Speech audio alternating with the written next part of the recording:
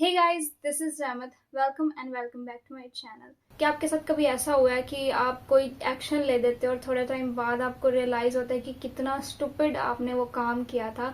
तो वैसी I am 22 now और मैंने अपने टीनेज के टाइम पे इतनी सारी गलतियां की। आज मैं उनको सोचती तो मुझे इतना एम्बैरेसिंग फील होता है और थोड़ा रिग्रेट भी होता है। बट वो भी ठीक है अपनी जगह, लेकिन उन मिस्टेक से मैंने बहुत लेसन सीखे हैं जिनको मैं आज अपनी लाइफ में अप्लाई भी करती हूँ। तो मुझे लगा कि मुझे अपनी वो मिस्टेक शेयर करनी चाहिए। आज की वीडियो का टॉपिक यही है 10 mistakes that I did in my teen age, ताकि आप वो गलतियां ना करो और अगर कर भी लेते हो तो उनसे कुछ ना कुछ लेसन्स जरूर लो, जैसे मैंने लिए। Let's talk about the mistake number 1, tell my secrets to just anyone. तो टीनेज वाला जो टाइम है बहुत प्रीशियस, बहुत मैजिकल टाइम होता है। बहुत सारे चेंजेस हो रहे होते हैं, कंफ्यूज भी होते हैं हम। लेकिन जो चीज हमें अपने सीक्रेट्स या अपने अंदर की बातें आने पे मजबूर कर देती है वो है हमारी एक्साइटमेंट। हम इतने ज्यादा एक्साइटेड रहते हैं, इतने ज्यादा एनर्जी से भरे हुए रहते हैं कि हमें अपने अंदर जो भी चल रहा है हमें जस्ट किसी को बताना है, वो बाहर फेंकना है। तो इस चक्कर में हम बहुत सारी चीजें ऐसी बता देते हैं बाकी लोगों को जो हमें नहीं बतानी चाहिए थी। अब एज ही ऐसी होती है कि हो जाती है। तो ये मेरी सबसे बड़ी मिस्टेक थी कि मैंने अपने सीक्रेट्स दूसरों को बता दी थी। देखो, मैं उस टाइप की लड़की थी। अभी तो अगर मैं तुम्हें नहीं जानती, अगर तुम मेरे लिए स्ट्रेंजर हो, तो मैं तुमसे बात भी नहीं करूंगी, एज मतलब एक्ट करूंगी कि मैं इंट्रोवर्ट हूँ। अगर मैं एक बार तुम्हारे साथ थोड़ी सी कंफर्टेबल होगी, मैं सब कुछ गा देती थी।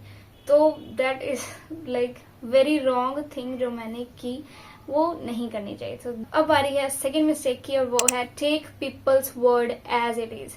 मतलब कोई भी बंदा कुछ भी बोल रहा है तो उसको एज इट इज ले लेना। इसको एग्जांपल से समझाती हूँ कि जैसे हम किसी रिश्तेदारों के घर गए, रिलेटिव्स के घर गए, नेबर के घर गए, तो वो ऐसे बोलते हैं कि हाँ रुक जाओ अभी, या फिर बार बार फिर आना। तो एक्चुअल में उनका इसका कोई इरादा नहीं कि तुम बार बार आओ।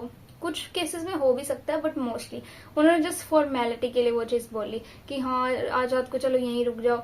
वो एक जस्ट फॉर्मेलिटी है, लेकिन टीन एज में अपनी मैं उसे बिल्कुल सच मान लेती थी कि मुझे अगर कोई कह रहा है ना कि तू रुक जा, मतलब कि वो बहुत मीन करता है। पता नहीं, वो तो मरा ही जा रहा है मुझे रखने के लिए। वो रिश्तेदार या वो कोई भी, लोगों की बातों को एज इट इज लेना, ये मेरी बहुत बड़ी मिस्टेक थी। मैं समझती नहीं थी फॉर्मेलिटी क्या होती है। मुझे लगता था सब सच ही बोलते हैं, जो मुंह से वो निकालते हैं वो सच ही निकालते हैं, लेकिन ऐसा सच नहीं होता। Mistake number 3, treating my parents as if they were my enemies. तो अपने पेरेंट्स को मैं ऐसा ट्रीट करती थी कि वो जैसे मेरे एनिमीज हैं। पता नहीं मेरा भला हो जाएगा तो उनको कितना दुख होगा, लेकिन ये बिल्कुल सच नहीं होता। आपके घर पे या आपकी पूरी दुनिया के अंदर जो सबसे ज्यादा केयर करता है, जो सबसे ज्यादा आपके बारे में सोचता है, वो आपके पेरेंट्स ही होते हैं। ये बात मुझे बहुत बहुत लेट समझ में आई। तो ये यस, मैं अपनी डायरी अगर पुराने वाली खोल के देखती हूँ तो उसमें इतनी सारी बातें मैंने लिखी हुई हैं कि हाँ मुझे पसंद नहीं है, वो मेरी बात नहीं मानते, मुझे समझते नहीं है। यस, आपके आइडियाज बिल्कुल अलग हो सकते हैं, आपकी थॉट प्रोसेस, आपके पेरेंट्स की थॉट प्रोसेस वो बिल्कुल अलग हो सकती है, लेकिन इसका मतलब ये नहीं है कि वो आपके दुश्मन है। ऐसा कुछ नहीं है। Mistake number 4, unhealthy habits. मैंने इतनी ज्यादा, पता नहीं मैं अपने आप को क्या समझ रही थी, मतलब मैंने इतनी ज्यादा मिस्टेक्स की अपने बॉडी को लेके, माइंड को लेके, सब। इसमें देखो 3 चीजें आती हैं अनहेल्दी हैबिट्स में, जो तीनों मेरी मतलब टॉप पे थी टीनेज में।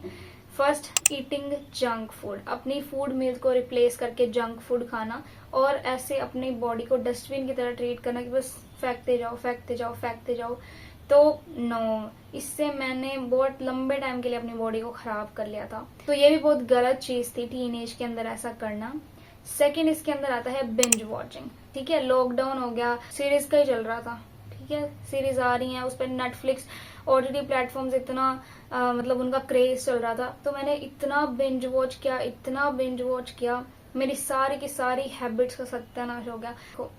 आप क्यों देखते हो मूवीज या सीरीज? एंटरटेनमेंट के लिए, लेकिन मैं उसको एज अ कह लो जरूरी है मेरी लाइफ में ये, कि अगर मैंने नहीं देखा तो पता नहीं क्या हो जाएगा, एक एपिसोड के बाद दूसरा नहीं देखा तो पता नहीं क्या हो जाएगा।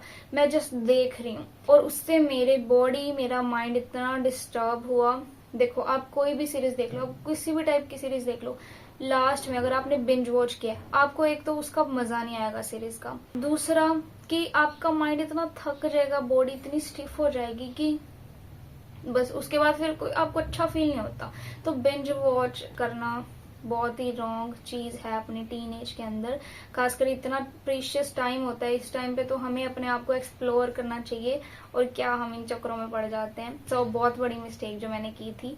एंड इसके बाद इसी के अंदर तीसरी मिस्टेक जो है वो है no fixed sleeping time. Sleeping time का मेरा कुछ अता पता नहीं है कि मैं कब सो रही हूँ कब उठ रही हूँ। मैंने बहुत खराब कर रखी थी चीजें, मैंने शायद एक वीडियो में शेयर भी किया कि मुझे नींद नहीं आती थी रात रात भर, तो मैंने ही खराब की थी, वो मेरी की हुई चीजें ही थी। तो ये तीन चीजें इंक्लूडेड हैं अनहेल्दी हैबिट्स में, जो मैं अपने टीनेज में टॉप पे थी, और शायद बाकी टीनेजर्स भी होंगे जो अभी जनरेशन वाले जो टीनेजर्स हैं। नंबर 5 पे आता है not using my brain for the decisions I make, और इसके साथ रिलेटेड ही एक आता है कि लोगों के ओपिनियन को ही ट्रुथ मान लेना, कि जो वो कह रहे हैं सही वो सही है, जो वो कह रहे हैं गलत वो गलत है, जस्ट उसको एज इट इज एक्सेप्ट कर लेना।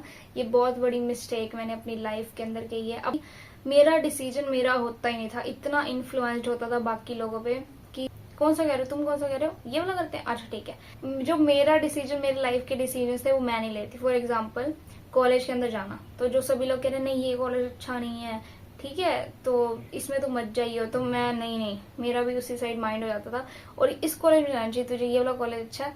मतलब मेरे खुद का कोई डिसीजन पावर ही नहीं है, कोई डिसीजन मेकिंग है ही नहीं। दूसरों ने जो बस कह दिया वही सही है, वही अच्छा है। एक और एग्जांपल लेके समझ सकते हैं कि जैसे हम फ्रेंड्स के साथ जाते हैं कुछ खाने पीने रेस्टोरेंट वगैरह में, तो अगर कोई दूसरा कह रहा है कि यहाँ चलते हैं, तो मुझे कोई प्रॉब्लम नहीं होती थी। मेरा मन क्या कह रहा है, मुझे क्या खाने का मन है, उससे मुझे कोई फर्क नहीं पड़ता। दूसरे बंदे ने कह दिया हाँ ठीक है चल पड़ेंगे, तो ये भी एक बहुत बड़ी चीज थी। ठीक है, अपना मन मार के दूसरों के डिसीजंस को अपना डिसीजन मान लेना, that is very very wrong. इससे हमारा एक तो सेल्फ स्टीम कम होता है, और शायद मुझे लगता है हमारी इंपॉर्टेंस भी इससे कम ही होती है। शायद नहीं, डेफिनेटली हमारी इंपॉर्टेंस इससे कम ही होती है। इसके बाद आता है number 6, and that is give people too much importance. यानी मुझसे भी बढ़ के हो गए लोग, कि वो क्या कहते हैं, वो क्या सोचेंगे मेरे बारे में, वो सबसे ऊपर हो गया। फॉर एग्जाम्पल ये यूट्यूब चैनल खोलना, ठीक है, अगर मैं उस टाइम में होती, देखो यूट्यूब चैनल खोलने का मन मेरे में बहुत टाइम का है, जब यूट्यूब नया नया आया था मतलब हमने यूज करना स्टार्ट किया था जब, तब से मेरे अंदर था कि हाँ मुझे यूट्यूब चैनल बनाना है, लेकिन बना ही नहीं पाई, क्योंकि आई केयर्ड अबाउट पीपल, कि लोग क्या सोचेंगे, लोग क्या कहेंगे, ये वो इतनी सारी चीजें। तो वो भी एक गलत चीज है। अगर मैं बहुत टाइम पहले शुरू कर देती शायद कुछ हो जाता उसके अलावा भी, बट ठीक है अभी भी हम सीख ही रहे हैं। उसके बाद है नंबर 7 पे, borrow things from others just to show off. Show off करने के लिए दूसरे पर्सन का सामान बोरो करना, कोई ड्रेस हो गया, कपड़े हो गए, ज्वेलरी होगी, शूज हो गया। शायद ये अजीब लग सकता है किन लोगों को कि यार हम भी तो करते हैं, फ्रेंड्स हैं, फ्रेंड्स क्या दे नहीं सकते, कजन्स क्या दे नहीं सकते। दे सकते हैं, बिल्कुल दे सकते हैं, but let me tell you one thing clearly, किसी को भी अपनी चीजें, पसंद की चीजें देना अच्छा नहीं लगता किसी दूसरे पर्सन को। मेरी बात बताऊं, मुझे तो नहीं अच्छा लगता, और मैंने अपने आसपास वाले लोगों को भी देखा, उन्हें भी पसंद नहीं होता। तो अब जस्ट दूसरों की चीजें बोरो करना, और वो भी सिर्फ शो ऑफ करने के लिए, मतलब अगर तुम्हें कुछ मजबूरी है तुम फिर बोरो कर रहे हो तब भी समझ में आता है, लेकिन जस्ट शो ऑफ करने के लिए कि यार मेरे पास ड्रेस तो पड़ी है लेकिन मैं उसको 2-3 बार मैंने डाली है, ठीक है 2-3 बार भी छोड़ो, गर्ल्स में तो और भी होता है कि एक ही बार मैंने डाली है, डाल ली ना एक बार, तो अब नहीं डालनी मुझे दोबारा, तो बोरो करो। मतलब this is the worst thing, ये आपके रिलेशनशिप को खराब करता है। उसके बाद है नंबर 8 पे, नॉट सेइंग नो। अपने टीनेज के टाइम पे मुझे नो तो कहना आता ही नहीं था, कि किसी चीज को नो कैसे कहते हैं। अगले बंदे ने कह दिया चल वहां चलते हैं, अच्छा ठीक है, चल ये करते हैं, अच्छा ठीक है। मतलब कि अपने टाइम की कोई वैल्यू नहीं है। देखो अगर तुम्हें कहीं जाना है, तुम्हारा मन है और तुम्हें पता है कि वहां जाके अच्छा होगा तुम्हारे साथ, जो तुम चाहते हो, जो चीज अपने साथ करना वो होगी। अगर तुम सच्ची में तुम्हारा मन है कि हाँ मुझे वहां जाके मजा आएगा, तो तुम करो वो चीज, ठीक है। लेकिन अगर तुम्हें पता ही है पहले से कि मुझे ना तो वहां मजा आएगा और मेरा टाइम भी वेस्ट होगा, तो जस्ट से नो।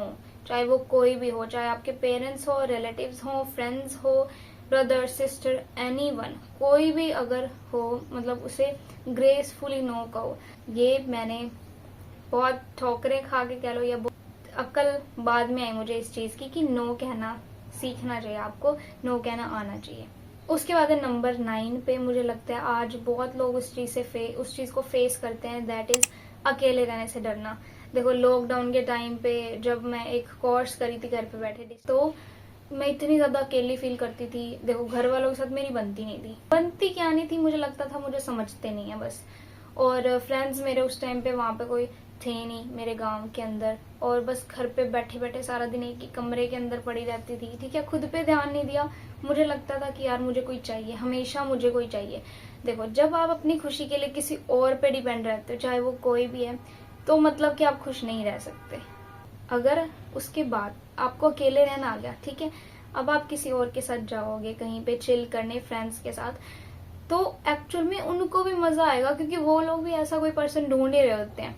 अब आप सच में उन फ्रेंड्स के साथ मस्ती करने जाओगे, अपने दुखड़े सुनाने नहीं।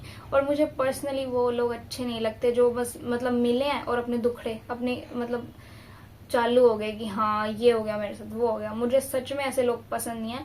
तो मैं कैसे पसंद आ सकती हूँ अगर मैं ऐसी हूँ? तो अकेले रहना सीखना, और मैंने इस चीज को बहुत हद तक अचीव कर लिया। मैं अकेले रहती हूँ अपने रूम के अंदर, ठीक है, मेरा घर जाने का भी मन नहीं करता। बहुत टाइम में ठीक है कि हफ्ते बाद 15-10 दिन बाद हो गया, ठीक है, लेकिन मुझे शांति अपने अकेलेपन में ही आती है। तो ये बहुत टाइम बाद मैंने अचीव किया है चीज, ठीक है। तो this is the best thing, अगर आपको अकेले रहना आ गया और खुश रहना आ गया। अकेले रहना सीख लोगे तो खुश अपने आप ही हो जाओगे। उसके बाद है number 10, last but not the least, blame others for my problems. मैंने हमेशा ये किया है अपने टीनेज में। उसके बाद मैं बड़ी हुई, धीरे धीरे मैं चीजें रियलाइज कर रही हूँ। मुझे याद है एक बार एक स्टोरी टेलिंग वाला कंपटीशन था, मुझे एकदम पूरा कॉन्फिडेंस था कि मैं तो फर्स्ट ही आऊंगी, लेकिन मैं फर्स्ट नहीं है। मुझे उस पर लग रहा था कि पार्शियलिटी किया मेरे साथ, ये किया वो किया, लेकिन मैं उस चीज को एक्सेप्ट ही नहीं कर रही कि मेरे में भी कमी हो सकती है, कि शायद मुझे प्रेजेंट करना अच्छे से ना आया हो, शायद मेरी स्टोरी अच्छी हो बट मुझे प्रेजेंट ना करना आया हो। बाकी लोगों ने अच्छे से प्रेजेंट किया तो उनको फर्स्ट या सेकंड आ गए वो लोग।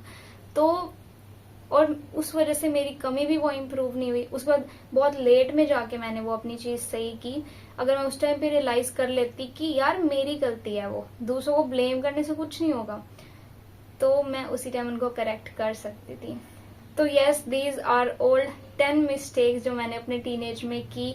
इसके अलावा भी बहुत सारी किया, लेकिन मैंने ये काम किया कि मैं उनसे सीख रही हूँ, तो इसलिए मैं इम्प्रूव भी हो रही हूँ। या so that's it for today's video. If like the video please hit the like button, and अगर आपने लास्ट तक ये वीडियो देखी है तो एक थम्स अप कमेंट बॉक्स में कमेंट कर देना। So okay bye, see you in the next one.